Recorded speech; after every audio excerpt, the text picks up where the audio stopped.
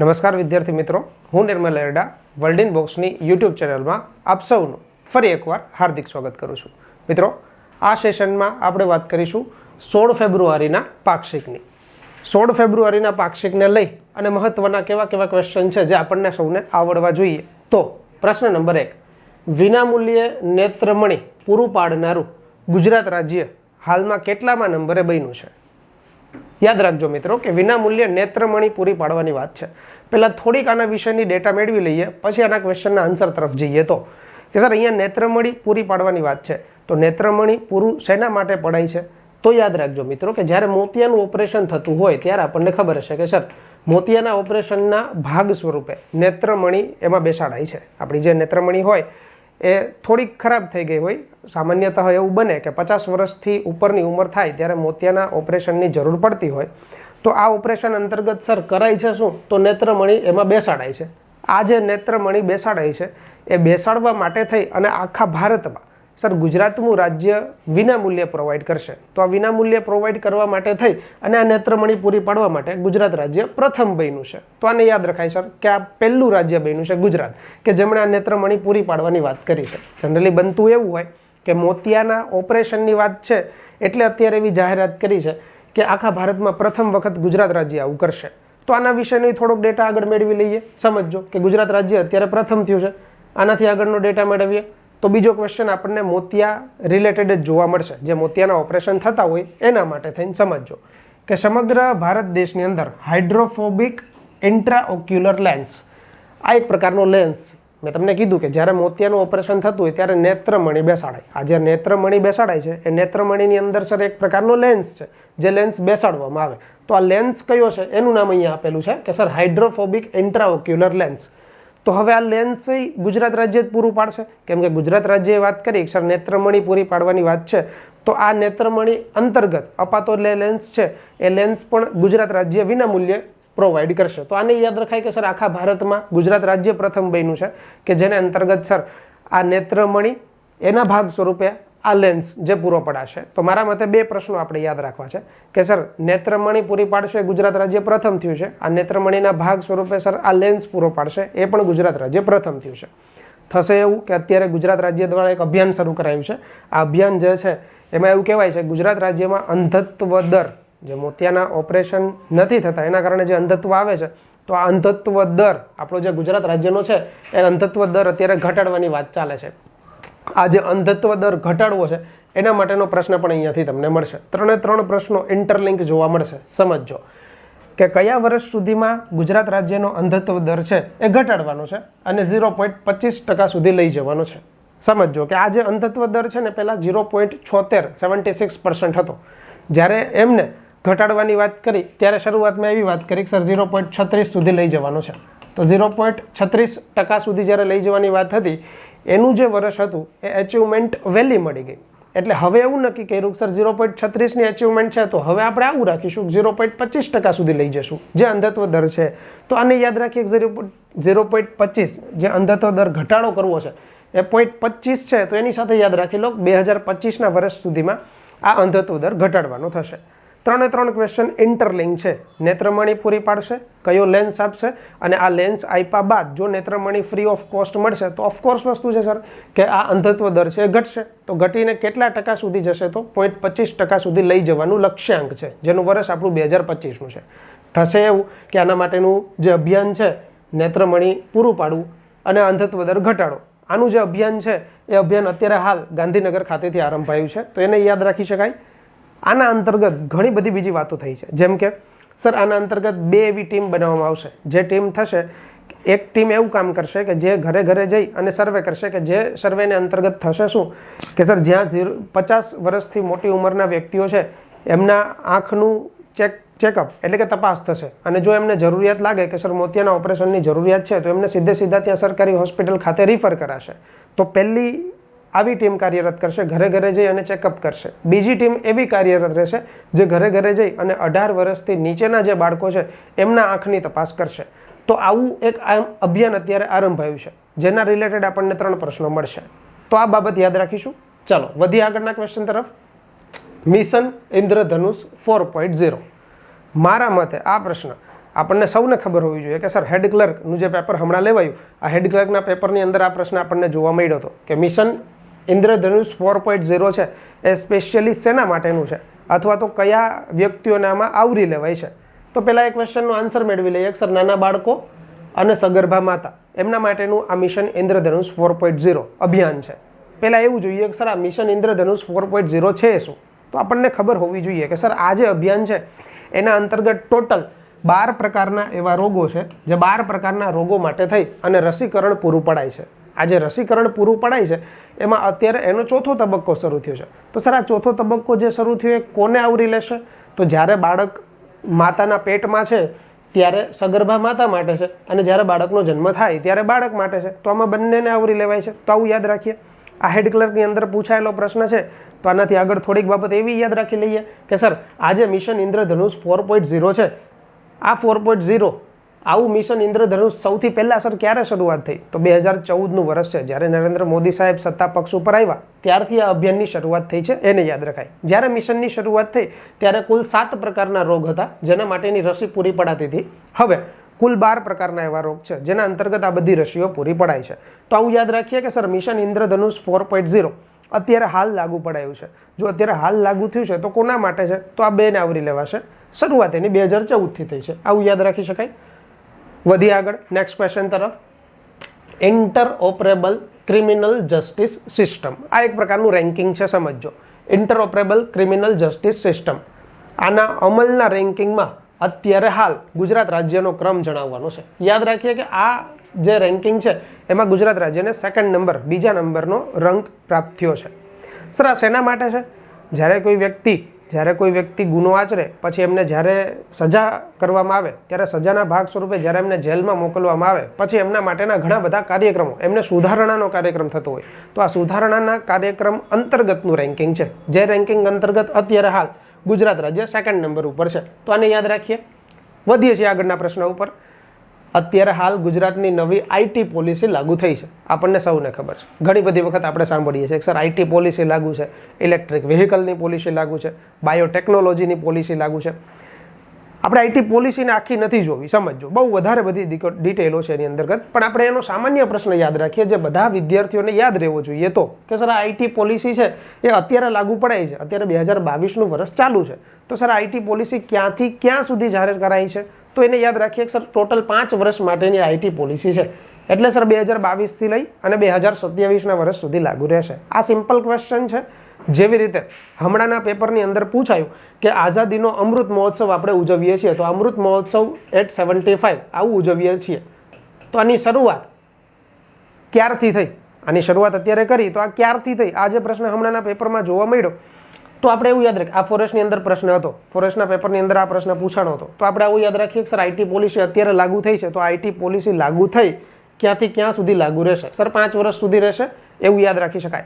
ત્યારથી આગળનો પ્રશ્ન છે, લાસ્ટ પાક્ષિકનો વિડીયો તમે જોયેલો હશે તો તમને આઈડિયા આવી જશે. જેમ કે કૌશલ્ય વિકાસ માટેનો ગ્રેજ્યુએશન કરતા વિદ્યાર્થીઓ છે અને કાર્યકારી વ્યવસાયિકો છે, આને જે અભ્યાસક્રમ કરવામાં આવશે એ અભ્યાસક્રમની ફી પેટે એક સહાય જારી કરવાની છે. આ સહાય પેટે કેટલી રકમ ચૂકવવાની છે આની વાત થઈ છે.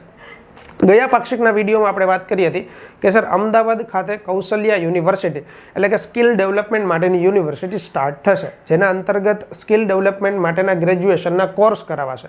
તો હવે જ્યારે આ યુનિવર્સિટી છે એ યુનિવર્સિટીની અંદર સ્નાતક એટલે કે ગ્રેજ્યુએશન કરતા વિદ્યાર્થીઓ છે એમને ફી પેટે સહાય પણ ચૂકવવામાં આવશે. તો સર આ સહાય કેટલી ચૂકવવામાં આવશે? તો યાદ રાખીએ સર કે આને 50,000 રૂપિયાની સહાય છે એ ફીસ પેટે મળશે. તો અત્યારે આ સહાયની વાત કરી છે. આની પહેલાં આપણે જ્યારે વાત કરી ત્યારે કૌશલ્ય યુનિવર્સિટીની વાત કરી હતી.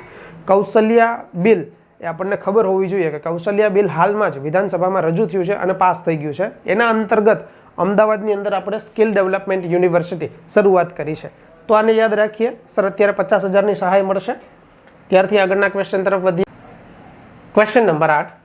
કેન્દ્રીય બજેટ હીરા ઉદ્યોગ ક્ષેત્રે કટ પોલિશ્ડ ડાયમંડ પર કસ્ટમ ડ્યુટી ઘટાડી અને હાલ કેટલી કરાઈ છે? જો આપણને ખબર હોવી જોઈએ કે સર અત્યારે 2 બજેટ બહાર પડ્યા છે, એ આપણને ખબર છે કે સર 2 બજેટ જારી થયા છે. આ જે 2 બજેટ જારી થયા, એક ગુજરાતનું બજેટ છે અને સર એક સેન્ટ્રલ બજેટ છે, કેન્દ્રીય બજેટ છે.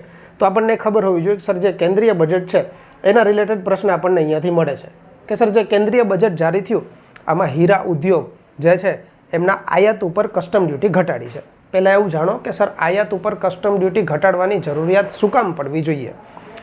આપણે એવું જાણી શકીએ, માની શકીએ યા તો વિચારી શકીએ કે સર આજે હીરા ઉદ્યોગ ઉપર કસ્ટમ ડ્યુટી ઘટાડવાની વાત છે એ એના કારણે થઈ હોય સર, કેમ કે સુરત જે આપણને ખબર છે કે હીરા ઉદ્યોગ ક્ષેત્રે જોડાયેલું છે, આ મેઇન હબ છે. જ્યારે કોરોનાની મહામારી ચાલી ત્યારે આ હીરા ઉદ્યોગ જે છે એ પડી ભાંગ્યો હતો, ઠપ થઈ ગયો હતો. એ હીરા ઉદ્યોગને ફરી પાછો બેઠો કરવા માટે થઈ અને અત્યારે આની જે પોલિસી છે એ પોલિસી અંતર્ગત સર કસ્ટમ ડ્યુટી ઘટાડી છે. તો આવું જાણીએ કે સર આ કસ્ટમ ડ્યુટી જે ઘટાડી એ અત્યારે કેટલી ઘટાડી છે? પહેલાં એવું યાદ રાખીએ કે સર ટોટલ 7.5% પહેલાં હતી, જે 7.5%માં 2.5% એટલે કે 2.5%નો ઘટાડો થયો છે. જો સર 2.5%નો ઘટાડો કરેલો હોય તો હવે હાલ કેટલા ટકા હોવી જોઈએ? તો 5% હોવી જોઈએ. 7.5% હતી, 2.5%નો ઘટાડો, અત્યારે 5% છે. હીરા ઉદ્યોગને બેઠો કરવા માટેની વાત છે, ફરી પાછો આગળ લઈ આવવા માટેની વાત છે. આ કેન્દ્રીય બજેટ, સેન્ટ્રલ બજેટની વાત છે. આનાથી આગળ વધીએ છીએ. કયા સ્થળ ઉપર વિશ્વ કક્ષાની ફિનટેક યુનિવર્સિટી, આને યાદ રાખજો, અમદાવાદમાં કૌશલ્યા યુનિવર્સિટી છે, અહીંયા ફિનટેક યુનિવર્સિટી અને આંતરરાષ્ટ્રીય આર્બિટ્રેશન સેન્ટરની સ્થાપના કરાશે. ફિનટેક યુનિવર્સિટીની સ્થાપના છે અત્યારે હાલ આપણે ગાંધીનગર ખાતે કરીશું, ગાંધીનગરના ગિફ્ટ સિટી ખાતે. તો આને યાદ રાખી શકાય. અચ્છા સર ગિફ્ટ સિટી તો હમણાં ખબર હોવી જોઈએ સર ગિફ્ટ સિટીનું પૂરું નામ પૂછાઈ ગયું, તો ગિફ્ટ સિટીનું પૂરું નામ યાદ રાખીએ. તાજેતરમાં જ પૂછાયેલો પ્રશ્ન છે, આપણને સૌને ખબર જ હશે કે sir Gujarat international finance tech city, આ ગિફ્ટ સિટીનું પૂરું નામ છે. આને યાદ રાખી શકાય. આની પ્રતિકાત્મક ઇમેજ આપની સામે રાખું છું ગિફ્ટ સિટીની. આગળ વધીએ છીએ તો ક્વેશ્ચન નંબર 10, ગરીબ કલ્યાણ મેળો, આની શરૂઆત થઈ છે. દર વર્ષે શરૂઆત થઈ છે સર, અને આ વખતે રાજ્યવ્યાપી શરૂઆત થઈ છે. તો સર આ ગરીબ કલ્યાણ મેળાની જે શરૂઆત થઈ છે આ રાજ્યવ્યાપી શરૂઆત ક્યાંથી થઈ? તો આને યાદ રાખી શકાય સર દાહોદથી ગરીબ કલ્યાણ મેળો શરૂ થયો છે. ગરીબ કલ્યાણ મેળો થશે શું આની અંતર્ગત? સર ઘણા બધા લાભાર્થીઓ છે એમને ઘણા બધા સાધન સહાય પ્રોવાઈડ કરવામાં આવે, ઘણી બધી સહાય પ્રોવાઈડ કરવામાં આવે. આવો ગરીબ કલ્યાણ મેળો હોય તો આની અત્યારે રાજ્યવ્યાપી શરૂઆત દાહોદથી થઈ છે. શું સાહેબ ખાલી દાહોદ યાદ રાખીએ તો ચાલી શકે? નહીં. સમજો, દાહોદની સાથે સાથે એવું યાદ રાખીએ કે આ વખતે જે રાજ્યવ્યાપી શરૂઆત થઈ તો સર આ મેળો કેટલામાં હતો? તો 12મા નંબરનો હતો. તો 12મા નંબરના આ ગરીબ કલ્યાણ મેળાની શરૂઆત છે સર એ અત્યારે હાલ થઈ છે. તો આને યાદ રાખી શકાય કે સર દાહોદથી આની શરૂઆત થઈ છે. ત્યારથી આગળ આપણને ખબર જ હશે કે સર ખીજડીયા વન્યજીવ અભયારણ્ય છે, આ અત્યારે બહુ ચર્ચામાં છે. તો ખીજડીયા વન્યજીવ અભયારણ્ય છે એને અત્યારે રામસર સાઇટ તરીકે ઘોષિત થઈ, તો ગુજરાતની 4થા નંબરની રામસર સાઇટ ઘોષિત થઈ છે. હવે સમજો, એક ટોપિક આપણી સામે આવ્યો છે કે સર રામસર સાઇટ તરીકે ખીજડીયા વન્યજીવ અભયારણ્યને જારી કર્યું છે. તો સર રામસર સાઇટ રિલેટેડ કેટલો ડેટા 360 નોલેજ આપણને હોવું જોઈએ એની વાત આપણે કરીશું. 4થા નંબરની ગુજરાતની રામસર સાઇટ એટલે ખીજડીયા વન્યજીવ અભયારણ્ય છે. તો આવું યાદ રખાય કે સર આ ખીજડીયા વન્યજીવ અભયારણ્ય છે એ કઈ જગ્યાએ કઈ જિલ્લામાં આવેલું છે? તો જામનગર ખાતે આવેલું છે. આ આપણને ખબર હોવી જોઈએ. સાથે સાથે જો સર આ ખીજડીયા વન્યજીવ અભયારણ્યને અત્યારે રામસર સાઇટ તરીકે ઘોષિત કરેલી હોય તો એવું યાદ રાખો આ ખીજડીયા વન્યજીવ અભયારણ્ય, એક ઇમેજ તમારી સામે રાખું છું, આમને નહીં જઈએ, ખબર પડતી જાય એટલા માટે ઇમેજ આપીશ. આની અંદરથી સાલ પણ આપણે યાદ રાખી લઈએ કે સર ઈસવીસન 1982નું વર્ષ એવું છે જ્યારે ખીજડીયા વન્યજીવ અભયારણ્યની સ્થાપના કરાઈ હતી. તો આ વન્યજીવ અભયારણ્ય જે બર્ડ સેન્ચ્યુરી છે એમને આપણે યાદ રાખી લઈએ કે સર ખીજડીયા પક્ષી અભયારણ્ય 1982ની અંદર સ્થાપના થઈ છે. ખાલી સર 1982નું વર્ષ ખીજડીયાની સ્થાપના આટલું યાદ રાખી લઈએ તો ચાલે? નહીં. તો સર કેટલું યાદ રહેવું જોઈએ? સમજો, અત્યારે રામસર સાઇટ તરીકે ઘોષિત કરી છે તો રામસર સાઇટ રિલેટેડ આપણને ખબર હોવી જોઈએ કે સર એવું કેમ બોલાય છે કે રામસર સાઇટ? તો યાદ રાખજો રામસર આ નામનું એક શહેર છે, ઈરાનની અંદર આવેલું શહેર છે. 1971નું વર્ષ એવું છે જ્યારે 1971ની અંદર વિશ્વના ઘણા બધા દેશો છે ત્યાં મીટિંગ બેઠી અને 1971ની અંદર ઈરાનના રામસર શહેર ખાતે આ મીટિંગ બેઠી, જેના અંતર્ગત એવું નક્કી કરવામાં આવ્યું કે કોઈ એવો કુદરતી વિસ્તાર હશે જ્યાં કુદરતી પાણીનો પ્રવાહ મળતો હોય અને આ કુદરતી પ્રવાહના કારણે મીઠું જળ મળતું હોય અને અમુક ક્ષેત્ર એવું હશે જ્યાં વિવિધ પ્રકારના યાયાવર પક્ષીઓ આવતા હોય, તો વિશ્વના આવા કોઈ પણ સ્થળને આપણે વેટલેન્ડ સાઇટ તરીકે નક્કી કરશું. તો આ વેટલેન્ડ સાઇટ તરીકે નક્કી કર્યા પછી એનું ધ્યાન રાખવામાં આવશે, એનો વિકાસ કરવામાં આવશે. ત્યાં કોઈ એવા વ્યક્તિઓને પ્રવેશ આપવામાં નહીં આવે જેના કારણે એને ખરાબ થતું હોય. તો આવું એક નક્કી કર્યું 1971ની અંદર. જ્યારે 1971માં આવી મીટિંગ બેઠી એ ઈરાનના રામસર શહેરમાં બેઠી હતી. એટલે ત્યાં જે સંધિ થઈ, ત્યાં જે બધા દેશોએ સિગ્નેચર કરી, એ રામસર સંધિ તરીકે ઓળખાઈ.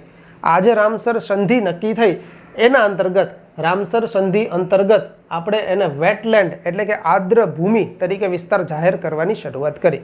તો સર આર્દ્ર ભૂમિ યા તો વેટલેન્ડ સાઇટ તરીકે નક્કી કર્યું. એના રિલેટેડ આ એક ફેક્ટ પણ યાદ રાખીએ કે સર દર 2 ફેબ્રુઆરીના રોજ અમે વિશ્વ આર્દ્ર ભૂમિ દિવસ એટલે કે વર્લ્ડ વેટલેન્ડ ડે તરીકે ઉજવીએ છીએ. જ્યારે દર ફેબ્રુઆરીએ વિશ્વ આર્દ્ર ભૂમિ દિવસ હોય ત્યારે વિશ્વમાં ઘણા બધા વેટલેન્ડને જારી કરાતા હોય.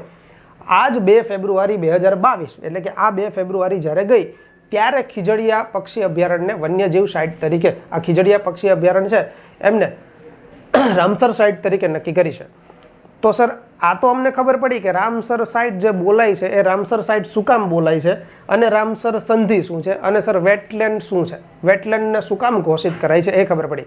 તો સર આટલું નોલેજ ઇનફ છે? નહીં. 360 નોલેજ લેવું છે એટલે આપણે એવું વધીએ કે સર રામસર સાઇટ અત્યારે જો ગુજરાતની અંદર નક્કી થઈ હોય તો સર આવી ભારતની કુલ કેટલી રામસર સાઇટ છે? યાદ રાખજો 47 હતી, આ વખતે 2 ને નક્કી કરાઈ છે 2022ની અંદર, એટલે ટોટલ 49 રામસર સાઇટ અત્યારે હાલ ભારતની અંદર એક્ટિવ છે. આ જ રામસર સાઇટ જો ભારતની અંદર 49 હોય સર, તો પ્રથમ રામસર સાઇટ તરીકે કયું સ્થળ એવું છે જેને પ્રથમ રામસર સાઇટ તરીકે ઘોષિત કરી? તો 2002નું વર્ષ છે જ્યારે કેરળનું અષ્ટાઈમુડી છે એમને આપણે વેટલેન્ડ તરીકે ઘોષિત કરી છે. ભારતની 49 આ પૈકી ભારતની પ્રથમ 2002નું વર્ષ છે અને ભારતની પ્રથમ ક્યારે ઘોષિત કરાઈ? તો 2002ની અંદર સર. ક્યાં છે? તો કેરળની અંદર છે. તો આવું યાદ રખાય. અચ્છા સર, તો હવે તો ભારતની ખબર પડી, પણ સર અત્યારે ભારતની ખબર પડી છે પણ અત્યારે તો સર ગુજરાતનું આપણે વાત ચાલતી હતી ખીજડીયાની. તો સર ખીજડીયા રિલેટેડ ગુજરાતની અંદર જો ચોથા નંબરે રામસર સાઇટ તરીકે ગુજરાતની ડિક્લેર કરી હોય તો સર ગુજરાતની કેટલી સાઇટ છે એને જોઈ લઈએ આપણે. સમજો ગુજરાતની કેટલી સાઇટ છે? તો સર ગુજરાતમાં આવેલી ટોટલ 4 રામસર સાઇટ છે. જો સર આ 4 રામસર સાઇટ ગુજરાતમાં હોય તો 4 વિશે ડેટા હોવો જરૂરી છે. જેમ કે સૌથી પહેલી રામસર સાઇટ તરીકે નળ સરોવર અમદાવાદ આને ડિક્લેર કરી હતી. અહીંયા બાજુમાં નળ સરોવરનું વર્ષ મેં જાણી જોઈને ખાલી રાખેલું છે. આ પ્રશ્ન તમારા માટે છે કે સર નળ સરોવરને જો ગુજરાતની પ્રથમ રામસર સાઇટ તરીકે ઘોષિત કરી હોય તો એને ક્યારે કરી છે? ભારતની પ્રથમ હું તમને આપીને જઉં છું 2002નું વર્ષ છે, તો ગુજરાતનું પ્રથમ જે વેટલેન્ડ છે એને કયા વર્ષે ઘોષિત કરી? આ તમારે જોવાનું છે. ત્યારથી આગળ થોડ પક્ષી અભયારણ્ય જે મહેસાણા કડી ખાતે આવેલું છે અને સર 2021ના વર્ષની અંદર, ગયા વર્ષે 2021ની અંદર 2 ગુજરાતના એવા સ્થળ છે જેમને વેટલેન્ડ તરીકે ઘોષિત કર્યા. નંબર 1 થોડ પક્ષી અભયારણ્ય છે જે કડી મહેસાણા ખાતે આવેલું છે. નંબર 2 વઢવાણા વેટલેન્ડ ડભોઈ વડોદરા ખાતે આવેલું છે. આને પણ 2021માં ડિક્લેર કર્યું છે. અને આ વર્ષે એટલે કે 2022ની અંદર સર ખીજડીયા પક્ષી અભયારણ્ય છે. હવે જોજો વઢવાણા વેટલેન્ડ, આ જો અત્યારે ત્યાં આગળ ડભોઈ ખાતે આવેલું હોય તો સર ત્યાં શું છે? તો એવું યાદ રાખીએ કે ત્યાં વઢવાણા સરોવર આવેલું છે. જો સર વઢવાણા સરોવર ત્યાં આવેલું હોય તો આ વઢવાણા સરોવર વિશે આઈડિયા હોવો જોઈએ કે સર વઢવાણ સરોવર છે આની સ્થાપના કોણે કરેલી છે? તો યાદ રાખજો વઢવાણ સરોવર છે એ વડોદરાના જ મહારાજા એવા સયાજીરાવ ગાયકવાડ છે આ ગાયકવાડ 3જા નંબરના જે રાજા છે સયાજીરાવ ગાયકવાડ 3જા, એમણે એમની સ્થાપના કરી છે. કદાચ ફોરેસ્ટનું પેપર આપ્યું હશે તો ખબર હશે કે સર આ વઢવાણની સ્થાપના કરનાર, વઢવાણ સરોવરની સ્થાપના કરનારનું નામ પૂછાઈ ગયું તો સયાજીરાવ ગાયકવાડ. અહીંયાથી જ આપણને ડેટા મળતો જશે બધો, બરાબર. એનાથી આગળ આપણે આની પહેલાની સ્લાઇડમાં એ પણ જોઈ લઈએ કે સર અત્યારે ખીજડીયા છે એમને જો જારી કરેલું હોય તો સર 2022ના વર્ષમાં ખીજડીયાની સાથે કઈ એવી સાઇટ છે ભારતની જેમને આ ઘોષિત કરેલું હોય? તો બખીરા સેન્ચ્યુરી. પીએસઆઈનો પ્રશ્ન.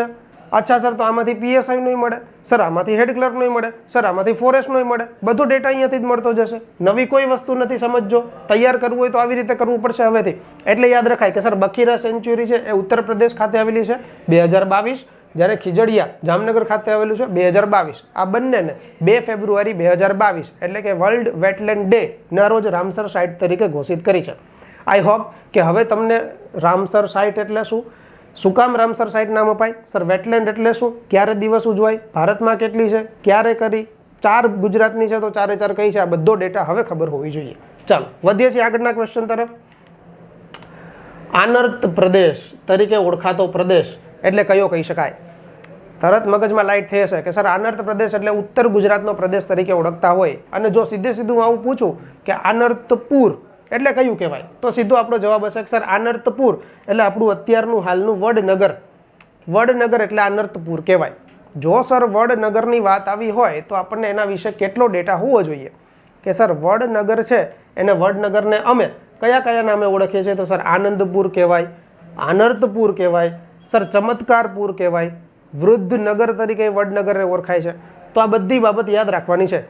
અત્યારે હાલ એવું નક્કી કરવામાં આવ્યું છે કે વડનગર જે શહેર છે આ વડનગરની કાયા પલટ કરવાની છે, ત્યાં વિકાસના કામો થશે.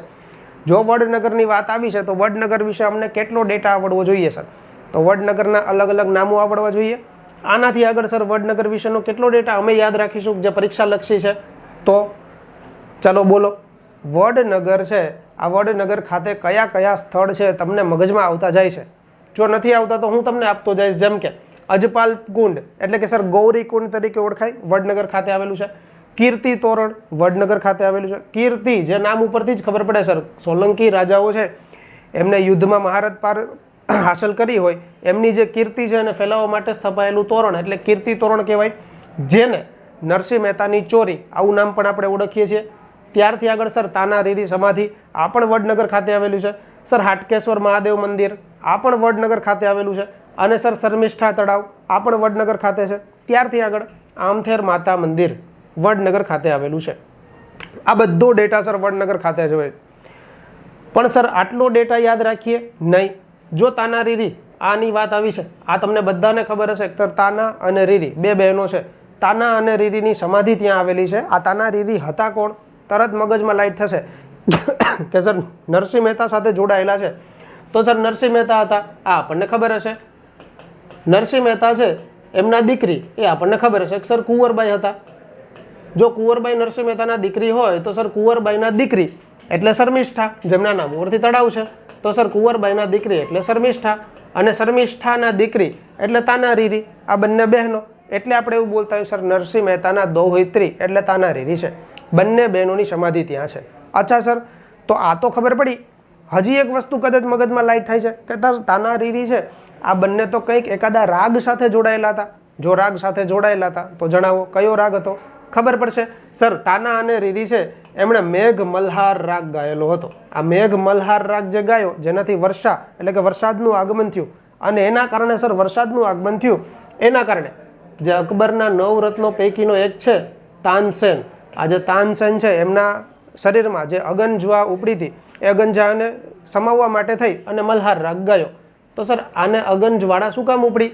કેમ કે તાનસેને એક રાગ ગાયો હતો જેને આપણે નામ આપ્યું હતું દીપક રાગ. હા, તમે વિચારો છો એ જ સાચું છે. દીપક રાગ ગાયો ત્યારે દીપક રાગ ગાવાથી એવું થયું કે દીવડા બધા જ ઝગમગી જાય. એટલે અકબરે એમને કીધું હતું કે ભાઈ દીપક જગાવવા માટે થઈને તું દીપક રાગ ગા. એમણે ના પાડી કેમ કે એને ખબર હતી કે દીપક રાગ ગાવાથી એમના શરીરમાં પણ અગનજવાળા ઉપડશે. છતાં પણ અકબરે એમને ફોર્સ કર્યો એટલે દીપક રાગ ગાયો. જ્યારે દીપક રાગ ગાયો તો એમના શરીરમાં આગ ઉપડી. આ જે આગ ઉપડી એને સમાવવા માટે સીધા વડનગર આવ્યા અને વડનગર ખાતે મળ્યા એમને તાનારીરી. આ તાનારીરી છે એમણે મલ્હાર રાગ ગાયો જેના કારણે એમની આ જે અગનજવાળા છે એ શમી ગઈ. સર આ ડેટા મળ્યો. હજી તાનારીરી વિશેનો ડેટા છે સમજો, કરંટમાં ચર્ચામાં ચાલે છે. આપણને સૌને ખબર હશે સર તાનારીરી નામનો મહોત્સવ પણ વડનગર ખાતે યોજાય છે. જો તાનારીરી મહોત્સવ વડનગર ખાતે યોજાતો હોય તો આપણે એવું યાદ રાખીએ કે સર આ જે મહોત્સવ છે આ મહોત્સવની શરૂઆત ક્યારે થઈ? વર્ષ 2003 જ્યારે તાનારીરી મહોત્સવની શરૂઆત થઈ હતી. આનાથી આગળ હજી કદાચ ખબર છે કે સર તાનારીરી એવોર્ડ પણ અપાય છે. જો તાનારીરી એવોર્ડ અપાતો હોય તો યાદ રાખો, હમણાં એક વ્યક્તિ ચર્ચામાં ચાલે છે. સમજો તાનારીરી એવોર્ડ છે વર્ષ 2010થી શરૂઆત કરી છે અને 2010નો જે પ્રથમ તાનારીરી એવોર્ડ અપાયો એ આપણે લતાજીને આપેલો છે, લતા મંગેશકરજીને. લતા મંગેશકરજી હમણાં ચર્ચામાં ચાલે છે એટલે આને યાદ રાખીશું કે લતા મંગેશકરને સર પ્રથમ તાનારીરી એવોર્ડ 2010ની અંદર અપાયો. સર 2010માં પ્રથમ અપાયો એની તો અમને ખબર પડી, પણ સર છેલ્લો 2021-22નો જે 2021-22નો એવોર્ડ છે આ 2021-22નો એવોર્ડ સર તાનારીરી એવોર્ડ કોને અપાયો? તો યાદ રાખીશું બે વ્યક્તિઓને તાનારીરી એવોર્ડ આ વખતે અપાયો છે 2021-22માં. અહીંયાથી યાદ રાખીશું, એક છે કવિતા કૃષ્ણમૂર્તિ અને ત્યારથી આગળ છે ડૉક્ટર વિરલ. આને યાદ રાખી લઈએ. બે વ્યક્તિઓને અત્યારે હાલ તાનારીરી એવોર્ડ અપાયેલો છે. સર વાત હતી વડનગરની, જ્યાંથી અમે પહોંચ્યા છીએ તાના રેવોડ ખાતે. તો આ બધી વિગત આની અંદરથી મળે છે, જે બધાને આપણે યાદ રાખીશું. આમ તો ઘણી બધી ચર્ચાઓ છે હજી, પણ અહીંયાથી આગળ વધીએ છીએ કે સર શર્મિષ્ઠા તળાવ, જેની આપણે વાત કરી કે શર્મિષ્ઠા તળાવ છે એ પણ વડનગર ખાતે આવેલું છે. અત્યારે વડનગરની કાયા પલટ થશે તો આ બધો ડેટા યાદ રાખવાનો થશે. વધીએ છીએ આગળ. કીર્તિ તોરણ, આજે વાત કરી, આ કીર્તિ તોરણ અહીંયા એક ઇમેજ સ્વરૂપે તમારી સામે રાખ્યું છે. ત્યારથી આગળ છે ક્વેશ્ચન નંબર 13. ચીની મુસાફર હ્યુએન સાંગ જ્યારે ભારતની અંદર મુલાકાત કરી 640ની અંદર, ત્યારે ભારતની અંદર મુલાકાત સમયે ભારતની અંદર કયા સમ્રાટ છે એમનું રાજ્ય ચાલતું હતું? કદાચ બધાને ખબર હશે કે સર હર્ષવર્ધન આનું રાજ્ય ચાલતું હતું. તો હર્ષવર્ધન એ સમયે ગાદી ઉપર હતા, એને યાદ રાખીએ. ત્યારથી આગળનો પ્રશ્ન, ઈસવીસન 1152માં કયા સોલંકી રાજાએ વડનગરને ફરતે કોટ બંધાવેલો હતો? જો અહીંયા આગળથી યાદ રાખવાનું થશે કુમારપાળ એવા રાજા છે જેમણે વડનગરની ફરતે કોટ બંધાવેલો છે. આમનામ સર વાત નથી કરવી. કુમારપાળે જ્યારે કોટ બંધાવ્યો સર વડનગરની ફરતે કોટ, આ કોટ બંધાવ્યો સર એની વાતો આપણને ક્યાં મળે છે? તો એવું યાદ રાખીએ કે આ જે કોટ બંધાવ્યો છે એની તમામ બાબત આપણને અહીંયાથી મળશે, અર્જુન બારી શિલાલેખમાંથી. અને અર્જુન બારી દરવાજો આવેલો છે વડનગરની અંદર, જે અર્જુન બારી દરવાજા પાસે શિલાલેખ છે, જે શિલાલેખમાં એવું પણ લખેલું છે કે વડનગરની ફરતે કોર જે કોટ છે, આ વડનગરની ફરતે કોર એના કોટના 6 દરવાજા આવેલા હતા. તો વડનગરનો જે કોટ છે કુમારપાળે બંધાવેલો છે, એમની ફરતે કોલ આવેલા દરવાજા તો 6. આ બધો ઉલ્લેખ આપણને ક્યાં મળે છે? તો સર અર્જુન બારી નામનો જે 6 દરવાજા પૈકીનો એક છે એ દરવાજા ઉપર આવેલા શિલાલેખમાંથી. તો સર એના 6 દરવાજા કહી દો હારે હારે, તો એને લેતા જાઓ. સર અર્જુન બારી દરવાજો, નદીઓડ દરવાજો, ગાસ્કોડ દરવાજો, અરજણ બારી દરવાજો, પીઠોરી દરવાજો અને અમથોડ દરવાજો. આ ટોટલ 6 પ્રકારના દરવાજા છે જે વડનગર ખાતે આવેલા છે. તો આને પણ યાદ રાખી લઈએ. ચાલો વધીએ છીએ આગળ. ત્યારથી આગળના પ્રશ્નની શરૂઆત કરીએ મિત્રો. Question number 16. આઈને અકબરી ગ્રંથના લેખકનું નામ જણાવો. આઈને અકબરી ગ્રંથ, સીધું જ આપણને ખબર પડી ગઈ કે સર આઈને અકબરી ગ્રંથ આવે તો અબુલ ફઝલ આ વ્યક્તિ યાદ આવવા જોઈએ. પણ સર કેમ આમને યાદ રાખીએ? કેમ કે વડનગરની વાત કરી છે એટલે સમજો, આઈને અકબરી ગ્રંથમાં અબુલ ફઝલ એવી નોંધ આપેલી છે કે ભાઈ વડનગરમાં નાના અને મોટા આ તમામ થઈ અને 300 જેટલા તળાવો, કૂવા, મંદિરો આ બધી વસ્તુ આવેલી છે. સાથે એમણે એવું કીધેલું છે કે જે શર્મિષ્ઠા તળાવ, આપણે જે શર્મિષ્ઠા તળાવની વાત કરી, આ શર્મિષ્ઠા તળાવને ટોટલ 360 જેટલા પગથિયાઓ હતા. અત્યારે આટલા બધા પગથિયા અવેલેબલ નથી, પણ આની વાત આવી છે એટલા માટે. તો શર્મિષ્ઠા તળાવની વાત આવી એટલે શર્મિષ્ઠા તળાવની જોઈ લઈએ કે સર શર્મિષ્ઠા તળાવનું પ્રાચીન ઇતિહાસની અંદર નામ કયા નામ અંતર્ગત ઉલ્લેખ છે? તો યાદ રાખજો મિત્રો કે શર્મિષ્ઠા તળાવ છે એને પ્રાચીન સમયમાં સમેડા તળાવ તરીકે પણ ઓળખાતું હતું. હવે કદાચ પરીક્ષાની અંદર પ્રશ્ન આવો પણ આવી જાય કે સમેડા તળાવ તરીકે જાણીતું તળાવ છે એ નીચેનામાંથી કયા જિલ્લાની અંદર આવેલું છે? તો એ આપણને ત્યાંથી આગળ જવાબ મળી શકે, ક્લિયર થશે. શર્મિષ્ઠા તળાવ જે અત્યારે હાલ કંઈક આવી રીતે દેખાતું હશે. ત્યારથી આગળ વધીએ છીએ અને ક્વેશ્ચન છે શિક્ષણ નીતિ. આપણને સૌને ખબર છે કે સર અત્યારે નવી શિક્ષણ નીતિ લાગુ થઈ છે. તો આ શિક્ષણ નીતિ વિશે બધી બાબતો નથી કરવી, પણ શિક્ષણ નીતિ વિશે કેટલી બાબતો છે જે અમને આવડવી જોઈએ. સમજો કે શિક્ષણ નીતિ વિશેના 4 વિધાનો લખેલા છે. આ 4 વિધાનોમાંથી સાચું કયું એ ટીક કરવાનું છે. જોતા જઈએ વન બાય વન. સમજો કે ગુજરાતમાં નવી શિક્ષણ નીતિનો અમલ થયો છે. આ શિક્ષણ નીતિનો અમલ છે એ 3 ફેઝમાં થશે, સ્ટેપ 1, સ્ટેપ 2 અને સ્ટેપ 3. તો આ બેઝિક છે, યાદ રહેવું જોઈએ કે 3 ફેઝમાં અમલ થશે. આ વિધાન સાચું છે. ત્યારથી આગળ રાજ્ય સરકાર જો આ શિક્ષણ નીતિ લાગુ કરશે તો રાજ્ય સરકાર દ્વારા આ એક ખાસ અભિયાન ચલાવાશે, જે અભિયાનને આપણે SIG એટલે કે સ્ટડી ઇન ગુજરાત આવા અભિયાન તરીકે ઓળખીએ. તો આ શિક્ષણ નીતિ અંતર્ગત પણ આ અભિયાન શરૂ કરાયું છે. આ પણ વિધાન સાચું છે, આને પણ યાદ રાખી લઈએ. 3 ફેઝ SIG અભિયાન. ત્યારથી આગળ સર સ્પોર્ટ્સ અપ ઇનોવેશનને પ્રોત્સાહન આપવા માટે મધ્યસ્થી તરીકે એટલે કે સર નોડલ એજન્સી તરીકે ગુજરાતની અંદર આઈ હબ આની સ્થાપના કરાઈ છે. તો જે શિક્ષણ નીતિ લાગુ પડાશે એના અંતર્ગત જે ઇનોવેશન માટેનું પ્રોત્સાહન છે સર એમાં મધ્યસ્થી તરીકે કામ કરશે એ આઈ હબ છે. આને પણ યાદ રાખી લઈએ. ત્યારથી આગળનું વિધાન આ પણ સાચું છે. અને ચોથું વિધાન કે સર વિદ્યાર્થીઓમાં રોજગાર આનો વધારો કરવા માટે અથવા તો સર એની સ્કિલને ડેવલપ કરવા માટે થઈ અને એક ખાસ કાર્યક્રમ ચલાવાશે, જે કાર્યક્રમને આપણે નામ આપીશું ઉદિશા કાર્યક્રમ. તો ઉદિશા કાર્યક્રમને ખાસ યાદ રાખવું પડશે. આમ તો 4 વિધાનો સાચા છે, એટલે 4 વિધાનોને આપણે યાદ રાખીએ કે સર 3 ફેઝમાં આ અભિયાન લાગુ પડાશે. બીજું વિધાન સર એના માટે એક અભિયાન ચલાવાશે જેને SIG સ્ટડી ઇન ગુજરાત કહેવાય છે. ત્યારથી આગળ સર નોડેલ એજન્સી તરીકે આઈ હબની સ્થાપના કરાશે. અને ચોથું વિધાન સર આના માટે ઉદિશા કાર્યક્રમ ચલાવાશે. તો શિક્ષણ નીતિ લાગુ થઈ છે. શિક્ષણ નીતિ માટે કેટલી બાબતો યાદ રાખવી છે? તો આને કહી શકાય કે આ ઉપર છેલ્લી વિગતો છે જે તમને હંમેશા યાદ રહેવી જોઈએ. જો શિક્ષણ નીતિ લાગુ થઈ હોય તો આ બાબત યાદ રાખવી પડશે. હવે સર આ ઉદિશા જે કાર્યક્રમ આવ્યો છે તો ઉદિશા કાર્યક્રમનું પૂરું નામ પણ જોઈ લઈએ, જેમ કે યુનિવર્સલ ડેવલપમેન્ટ ઓફ ઇન્ટિગ્રેટેડ, આવું પણ યાદ રાખી શકાય. તો આને પણ યાદ રાખીએ સર ઉદિશા કાર્યક્રમનું આવું કંઈક પૂરું નામ છે.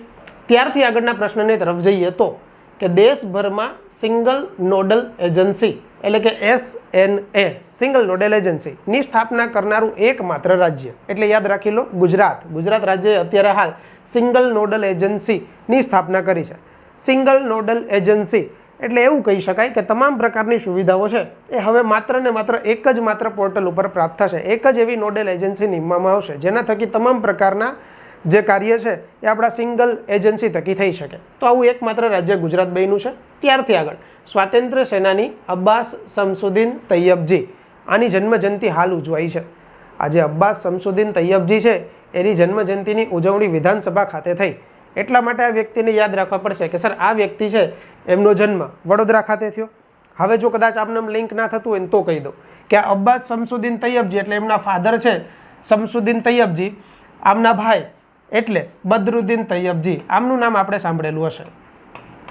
આ બદરુદ્દીન તૈયબજી જે છે એ બદરુદ્દીન તૈયબજી એટલે બીજા કોઈ નહીં સર કે જેમના દ્વારા આપણે આમને ઓળખીએ જ છીએ બદરુદ્દીન તૈયબજી કે જે કોંગ્રેસની જ્યારે સ્થાપના થઈ 1885ની અંદર આ કોંગ્રેસની સ્થાપનાના ત્રીજા અધ્યક્ષ એટલે બદરુદ્દીન તૈયબજી જેને આપણે ઓળખીએ છીએ. તો આ બદરુદ્દીન તૈયબજીના ભાઈ એટલે શમસુદ્દીન તૈયબજી અને એમના દીકરા એટલે અબ્બાસ તૈયબજી એમનો જન્મ વડોદરા ખાતે થયો.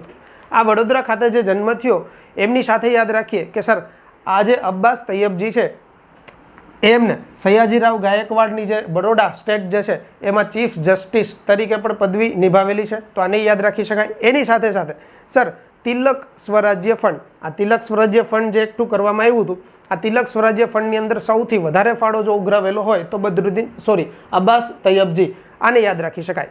બે કાર્ય થકી યાદ રાખવા છે સર. બરોડા જન્મ છે, સયાજીરાવ ગાયકવાડ જે બરોડા સ્ટેટ છે એમાં ચીફ જસ્ટિસ તરીકે કાર્ય કરેલું છે. ત્યારથી આગળ સર તિલક સ્વરાજ્ય ફંડ છે એમની અંદર સૌથી વધારે ઉઘરાણી કરેલી હોય તો આ વ્યક્તિએ છે. કદાચ ના ખબર હોય તો કહું છું સમજજો. જ્યારે ગાંધીજીએ દાંડીકૂચ આચરેલી છે, દાંડીકૂચ જે થઈ 12મી માર્ચ 1930ના રોજ, આ દાંડીકૂચ બાદ બધાને ખબર હતી કે સર ગાંધીજીની ધરપકડ થશે. તો ગાંધીજીની જ્યારે ધરપકડ થઈ જાય ત્યાર પછીનું નેતૃત્વ છે એ આમના ઉપર રાખેલું હતું, અબ્બાસ તૈયબજી ઉપર. જ્યારે ગાંધીજીની ધરપકડ થઈ ગઈ પછી અબ્બાસ તૈયબજી અને કસ્તુરબા બંને કૂચ આગળ વધારી હતી. ત્યારથી આગળ પણ યાદ રાખી શકાય કે ત્યારથી આગળ અબ્બાસ તૈયબજીની પણ આમની અંતર્ગત ધરપકડ કરાઈ. જ્યારે ધરપકડ થઈ ગઈ પછી ગાંધીજીએ આ ધરપકડ અને સ્વાતંત્ર્ય સેનાની આ બધાને અંતર્ગત અબ્બાસ તૈયબજીને આવું નામ આપેલું છે the grand old man of Gujarat, આવું નામ આપેલું છે.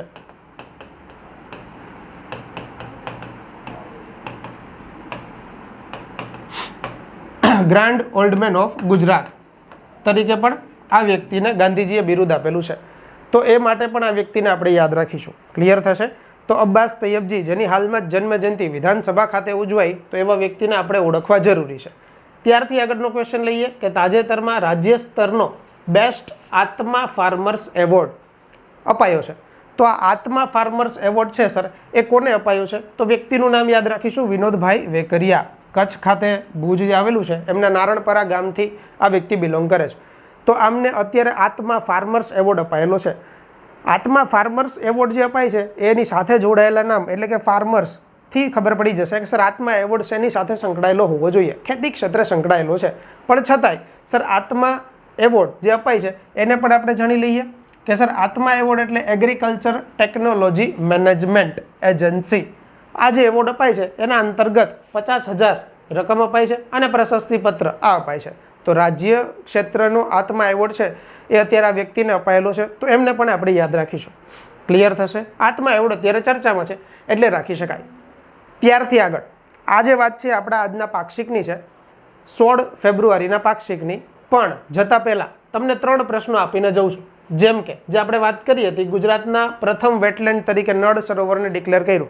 તો સર નળ સરોવર કયા વર્ષે ડિક્લેર થયું છે એ. ત્યાર પછીનો બીજો પ્રશ્ન, ઓલપાડ આ તાલુકો કયા જિલ્લાની અંદર આવેલો છે. અને ત્રીજો પ્રશ્ન, ખેલ મહાકુંભ જે અત્યારે ચર્ચામાં ચાલે છે, તો આના વિશેની વિગત જાણવી જરૂરી છે. તો ખેલ મહાકુંભની શરૂઆત કયા વર્ષથી થઈ? આ 3 પ્રશ્નોના જવાબ તમારે મને કમેન્ટ બોક્સની અંદર આપવાના છે. તો મિત્રો આ હતી 16 ફેબ્રુઆરીના પાક્ષિકની. ફરી પાછા આવી જ રીતે મળતા રહીશું અને નવા પાક્ષિક સાથે, નવા ક્વેશ્ચન સાથે. ત્યાં સુધી સૌને મારા જય હિન્દ.